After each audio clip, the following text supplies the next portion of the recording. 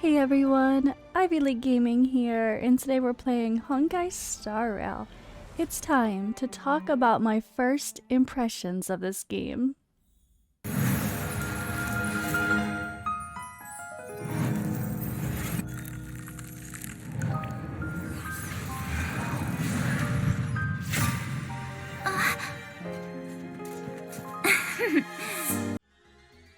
Alright, yeah, so I haven't made any content properly on any of the beta except for going live. I did go live on YouTube once, and I have been streaming this every time I'm on Twitch lately, which I do plan to continue to do. So if you guys want to hang out with me every Friday and Wednesday, I go live on Twitch, and so far I've been playing Honkai Star Rail every time. I think now, while I have closed beta access, I want to make the most out of it because I feel like I'm quite behind. I really didn't grind that hard to get further into content for the first like 2 weeks of having beta access. I only played like 5 times in 2 weeks, so we're catching up. The last few days I've really been enjoying. I mean, I love the game. Let's just say that straight up. I love the game. It's the kind of game where I feel like because it's so like single player, open world exploration kind of vibe, sort of. Noise. I actually kind of want to take the time and enjoy it, not feel like, oh, let me just log in, rush, do some daily things, and that's it. Like, I actually want to sit down and really enjoy it, enjoy the story, laugh at the funny notes and documents we find. Soda. No, rye soda bread. It's bread, not soda. You don't drink it. Oh, it's great. It can be considered a product of Bellabog's absolute resourcefulness. It's been proclaimed as an iconic drink. Oh, it's a drink! It is a drink! I'm wrong! I'm wrong! That even the children can enjoy. We're drinking bread. We're really drinking. Okay, I don't know what's happening anymore. And listen in on the funny side conversations and actually really enjoy it because the story is really good. So I will start off there. First of all, the story has been great. It's really entertaining. There's all sorts of great characters to interact with. Right now we're on the patrol car. We're on the Astral Express, and we have cute little Pom Pom here, who I swear is always sad. Poor Pom Pom. Let's see if I can get him. What's up with Pom Pom now? One thing I do find weird is sometimes there are voices and sometimes there's not. But especially with like Pom Pom. But yeah, I love the story. There's all these cute little side stories. Everyone really has well-developed personalities. And just the overall going through has been amazing. There's even been some pretty interesting, I guess, emotional moments too. Like some of the, I will say, first impressions voice actors are all pretty good for the most part. Like Clara, I would say an emotional moment. Her voice actor is amazing. This was super touching. Mr. Svarog, you said you were willing to make all my wishes come true, right? My biggest wish right now is for everyone to work together. Like family. And then March 7th has such a cute voice. She's so peppy and fun. Yeah, most of the staff have been evacuated safely. So right now our highest priority is to return to the Master Control Zone and plan a counterattack. So, do you know how to use the elevator? I couldn't start it. And she reminds me of Aqua from Konosuba for sake of the English dubbed version, at least. Which was actually a pretty good dub. It was pretty funny. And there's one character who I really hate. Sorry if you're the voice actor of this guy. It's not that you're a bad voice actor, it just doesn't feel like it fits this game or that character or the vibe of anything. I don't know, I feel like it's a little too quirky. Fear not, Sampo Koski isn't interested in hoarding. There's more than enough treasure to go around, so let's get rich together.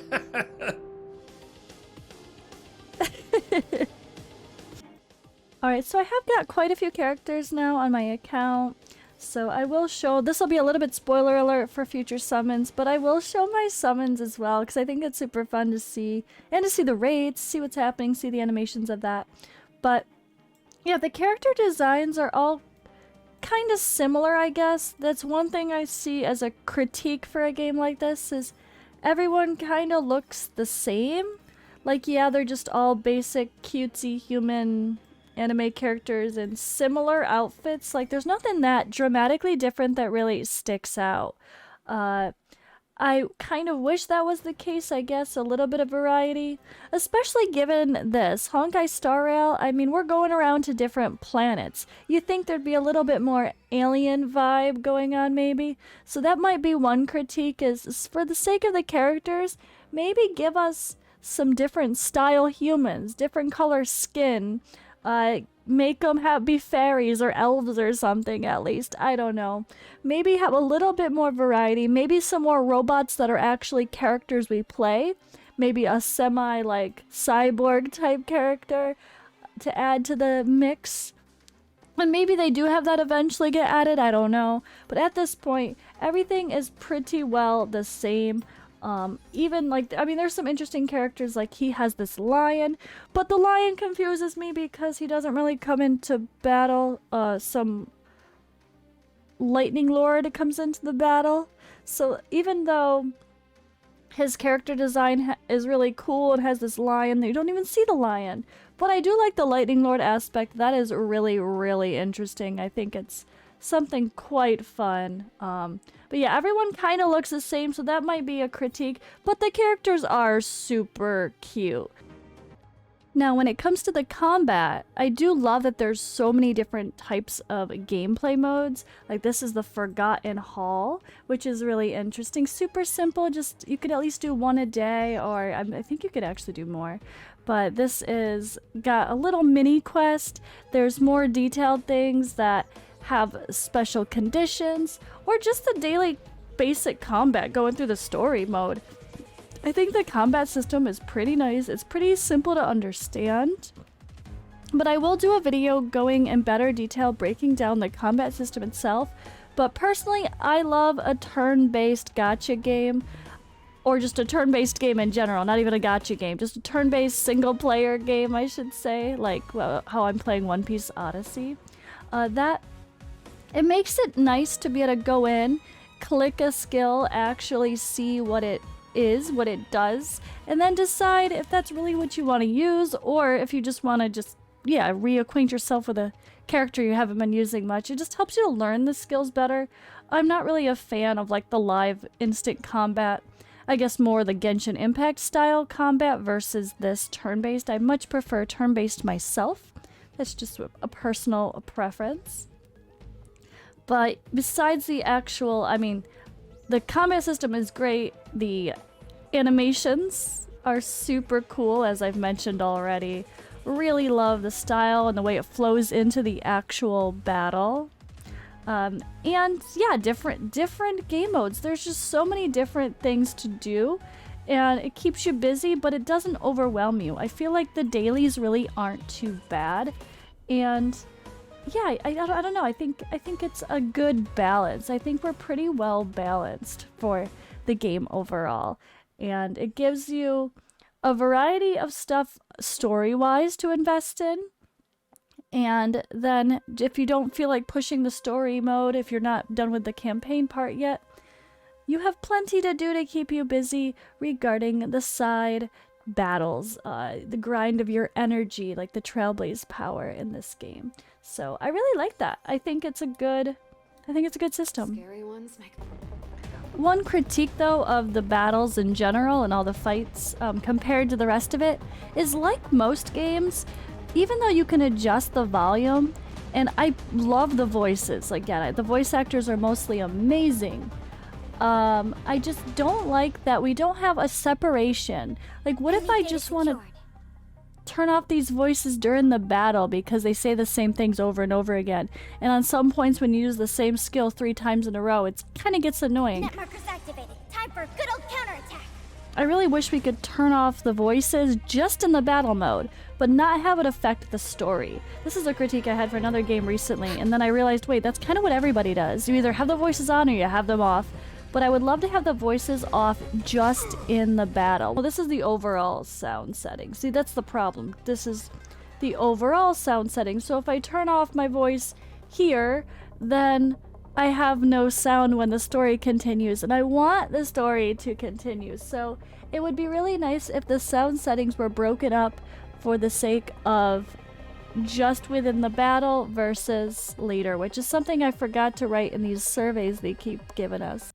I do have to say, I really like that on the topic of different battle modes, I like that everything doesn't use energy, like the Trailblazer power.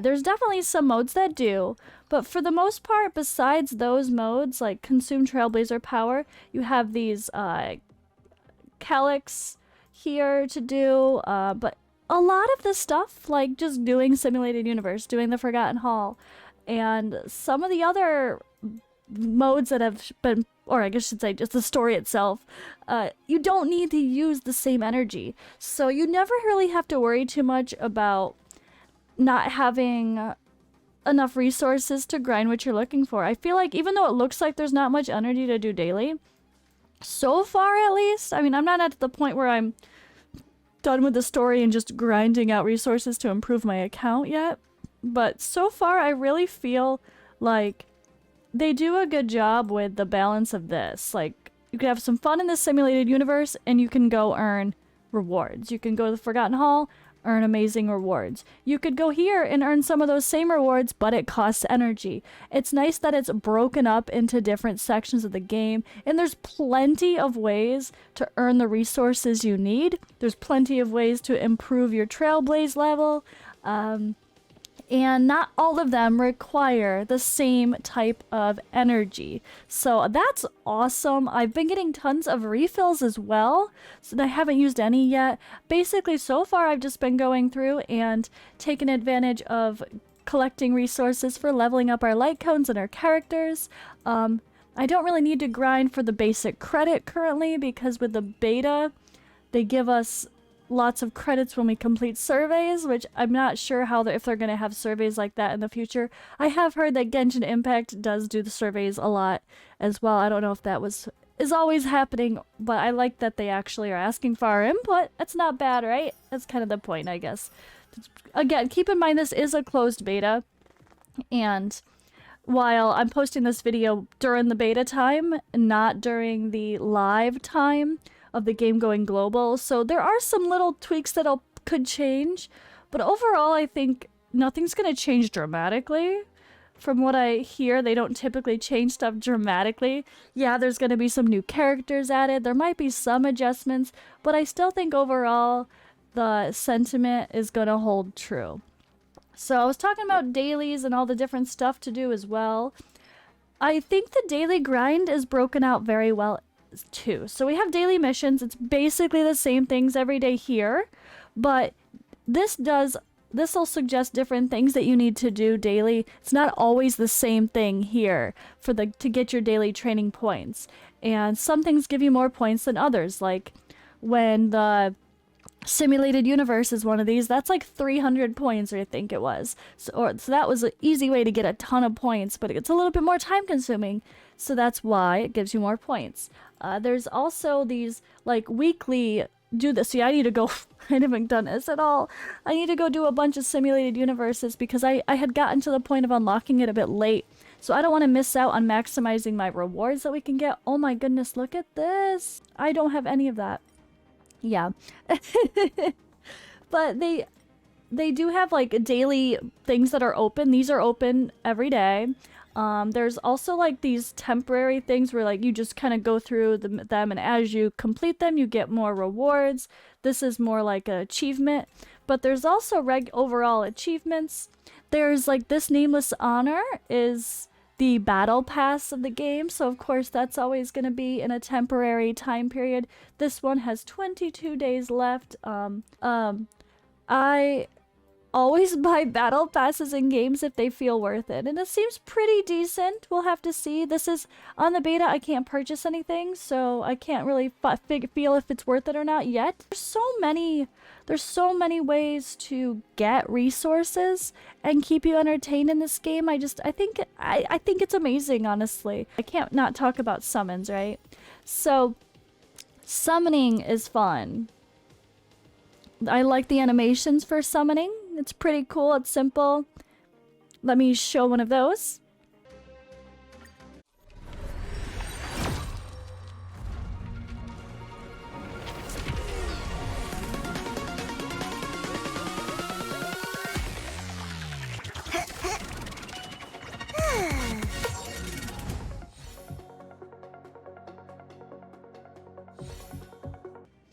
But when it comes to the rates, I know people are not happy with like the actual pity for everything. Let's see if it shows. Let's show here. It talks about, yeah, it talks about the rate up for these. Everything is pretty low. But honestly, it's not much worse than some of the other games I play, let's be honest, or have played. And honestly, I'm not too obsessed with the idea of having to get certain characters in this game. So far, I've really enjoyed the characters that were given for free. And actually, when I pulled a character that pretty much replaced March 7th, I was like, no, I don't want him to replace her. I like her, even though he was better. But I pretty much pulled a replacement for March 7th. And that made me kind of sad.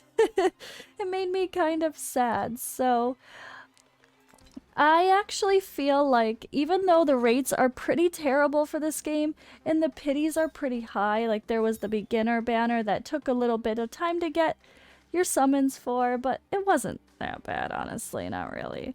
And you get a 5-star character there. Once you get the 5-star character, the banner goes away. It's not that bad. It's really, really not. I know there's one extra one that has like a higher level pity. Is that here? Is that the regular warp? Let's see. Yeah, right here. In the regular warp, you get an extra 5-star character once you reach 300 summons. And well, you can see how many I've done on this progress. Because of course I was pulling my basic tickets, the passes. I was using those on the other banner for the guaranteed first. Once that's gone, okay, well, the only place left to now pull is here. But it is going to take a long time to get there, so this guaranteed 5-star at 300, this could be a little bit more generous, honestly. This could definitely be a little bit more generous. But that's one of the critiques of this game overall, I think. But honestly, it doesn't bother me. Maybe super end game, whatever ideals, I'll change my mind. But I feel like this isn't the kind of game where I'm rushing to the end game. I'm just enjoying the experience. I'm enjoying the story, the exploration side of things. And I'm not trying to be like, oh my god, I gotta hurry up and get to the end right now. I don't feel like it's that type of vibe. If you want that type of vibe, I feel like there's other games for that. Oh, and you really can't skip the story completely. You can skip some of it, or you can make it play on auto where it just reads it and at a faster rate, and you can sit back and just let it play it or watch it. But you can't completely just skip the story anyway. Plus, there's so much tied in with the story where sometimes you kind of want to pay attention to what's going on. So I feel like it's okay for me that it's chill, and it's okay for me that you can't just get a ton of 5-star legendary heroes easily, because I don't think you need them. I think playing with the characters we get is fine the way it is. And the final thought, I guess, my only other negative would be the open world aspect isn't really open world.